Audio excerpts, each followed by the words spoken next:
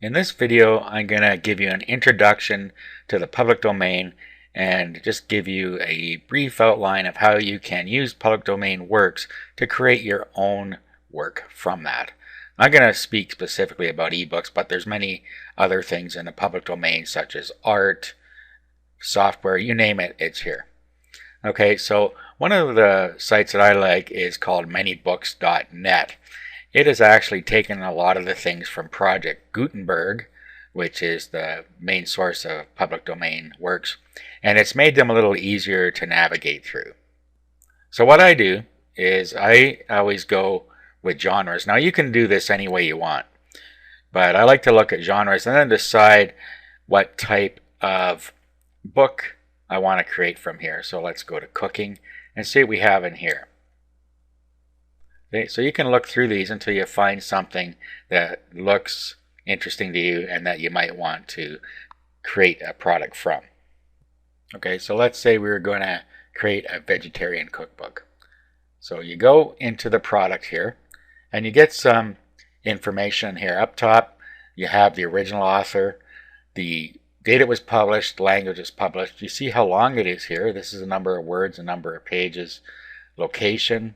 Of course, the genre we already know, how many times it's been downloaded, when it was added to this site, and the ManyBooks.net number, and the source, Gutenberg.org. And then down here we have some excerpts. So it just shows you some of what's in here. Now what you want to do is you're going to want to download it. Now there's a lot of different formats that you can download it in here, and it depends what you're going to use to edit it. I don't suggest you bring it down in PDF, because PDF is really a readable format, not a writable format. You're usually pretty safe with RTF, which is rich text format. It will open in any word processor. You can also bring it down in text file. So just decide how you want to bring it down. I'm going to bring it down on RTF, so I click on that. Now I click on download, and then I can download it to my computer. Okay, then I can go ahead and open that. Okay, I just opened it in WordPad here. What I actually am going to do is I'm going to do an open it with, and I'm going to open it with openoffice.org.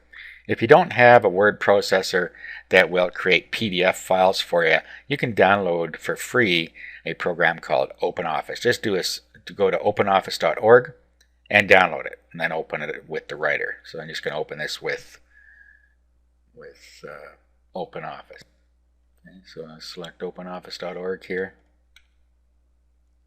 We'll open it up. Okay, and we have more robust features in here.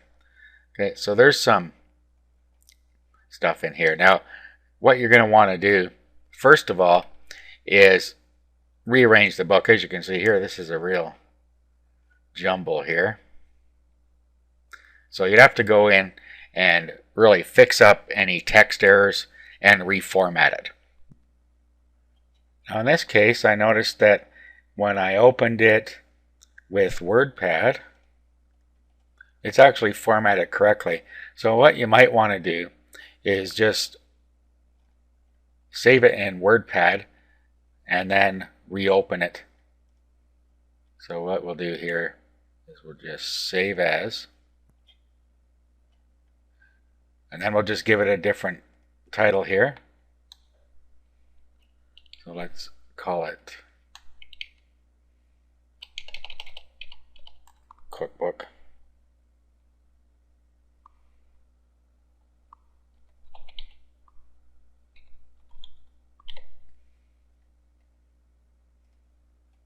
Okay, now what you could do is just open up Cookbook with OpenOffice.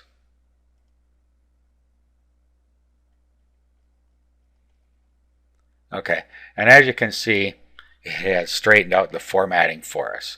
So then we could continue with editing the ebook. Okay, so what you're going to want to do at this point is go through it, see if there's anything that you want to change. There likely is. And like language and stuff, for instance, is different now than it was in, say, 1906 or 15 or whenever this was made.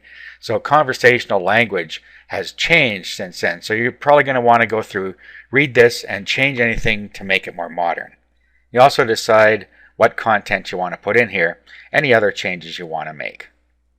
Then, of course, what you're going to want to do is have some graphics created. Okay, the graphics, you can put pictures in with the recipes, for instance. You need a graphic for the book, and you're going to need a graphic for the website you're going to sell it off, if you are in fact going to sell it off a website. And then, of course, you're going to need to make a table of contents. And once you've done that, what you're going to want to do is export it as a PDF file. So you do File, do Export as PDF, and then when you click Export, you'll have a PDF ready to sell.